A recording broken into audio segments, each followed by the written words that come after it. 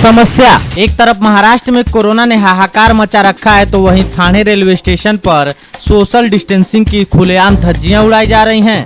आप देख सकते हैं इन तस्वीरों में कि किस तरह से टिकट के लाइन में सोशल डिस्टेंसिंग की धज्जियां उड़ाई जा रही हैं। दिलचस्प यह है कि लाइन से थोड़े ही दूर पर थाने रेलवे के सुरक्षा कर्मचारी मौजूद हैं, लेकिन लाइनों में कोई दूरी देखने को नहीं मिल रहा है। सवाल यह है कि क्या रेलवे विभाग के मंत्री ने अपने कर्मचारियों को सोशल डिस्टेंसिंग का पालन कराने का आदेश नहीं दिया है या फिर कोरोना को और भी निमंत्रण दिया जा रहा है।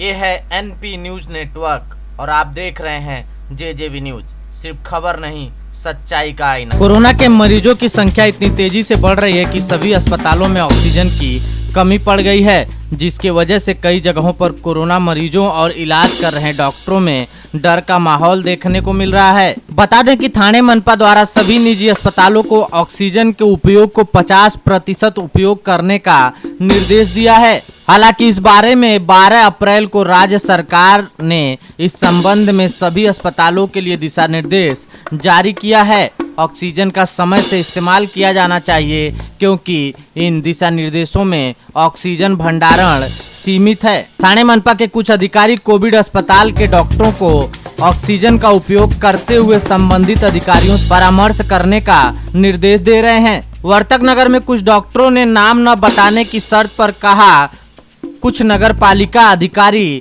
अस्पतालों में आ रहे हैं और हमें प्रति मरीज केवल 2 लीटर ऑक्सीजन का उपयोग करने का आदेश दे रहे हैं, जबकि कम ऑक्सीजन स्तर वाले रोगियों को कम से कम 6 लीटर ऑक्सीजन की आवश्यकता होती है और गंभीर रूप से बीमार रोगियों को कम से कम 12 लीटर ऑक्सीजन दिए जाने की आवश्यकता होती है। लेकिन यहाँ तो शासन के लोग ऑक्सीजन का कम उपयोग करने के लिए डॉक्टरों पर दबाव डाल रहे हैं।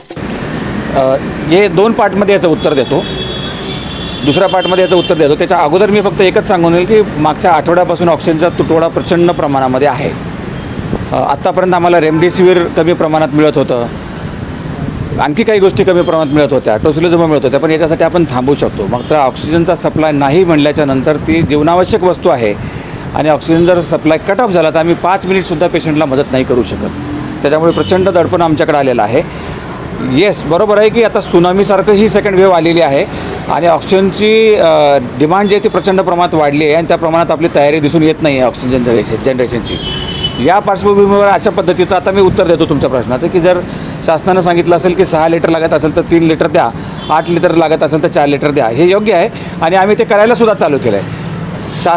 शास्त्रीयदृष्ट्या बघायला गेलं तर ते योग्य नाही, मात्र कुठंतरी कॉम्प्रोमाइज करून तो एखाद्या पेशंटला 6 लिटर ऑक्सिजन लागतं तर ते त्यांना 3 लिटर देऊन अर्धी त्याची ट्रीटमेंट करून तो ऑक्सिजन अजून कुणाला लागणार असेल तर तातडीच्या बेसिसवरती आम्ही ते करतच आहोत। असं मला असं वाटतं की आपल्याला जसं अर्धी पोळी 1 पोळी मिळाली आणि 4 उपाशी तर आपण चतकोर खातो, तर अशा पद्धतीनं आम्ही ऑलरेडी चालू केलेलं आहे। त्यामध्ये काही पेशंटला काही प्रमाणामध्ये त्याची हेडसॉन होण्याची शक्यता असते, परंतु अतिशय जर सिरियसच पेशंट असेल तर त्याच्यामध्ये आम्ही करू शकत नाही। जर पेशंट व्हेंटिलेटरवर असेल आणि त्याला 100% FiO2 म्हणतो आपण, तो जर लागत असेल तर ते तिथं कमी करणार नाही, कारण आम्ही तिथं जर तो कमी केला तर तो आणखी कॉम्प्लिकेशन होऊन जाईल। परंतु पेशंट कॉन्शियस आहे, शुद्धीवर आहे आणि त्याचं लंगमध्ये इन्फ्लेमेशन झालेलं आहे, त्याला 4 लिटर लागतं, तिथं 2 लिटर आम्ही देऊ शकतो आणि ते करू। जोपर्यंत ऑक्सिजनचा सप्लाय शासकीय स्तरावरून आम्हाला पुरवठा होत नाही तोपर्यंत आम्ही तो करू।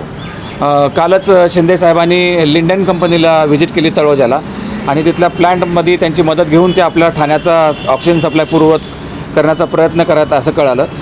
मी कलेक्टर साहेबाशी पण काल बोललो, कलेक्टर साहेबांनी शिंदे साहेब स्वतःही दोघंही तिकडे गेले होते।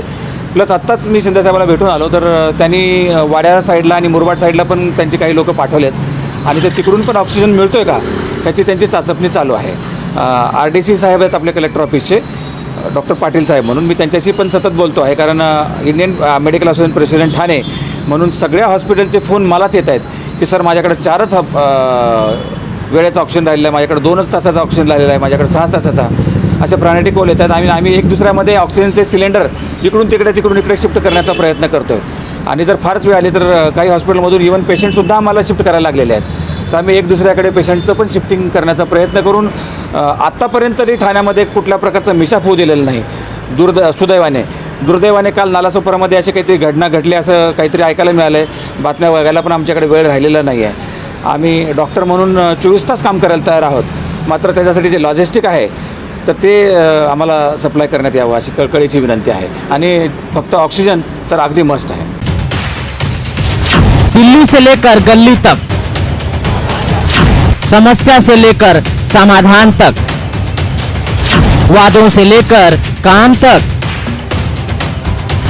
अब होगी हर काम की जमीनी पड़ताल। हम उठाएंगे जन समस्या, शासन प्रशासन तक पहुंचाएंगे आपकी आवाज। देखना ना भूलें जेजेबी न्यूज पर आपका अपना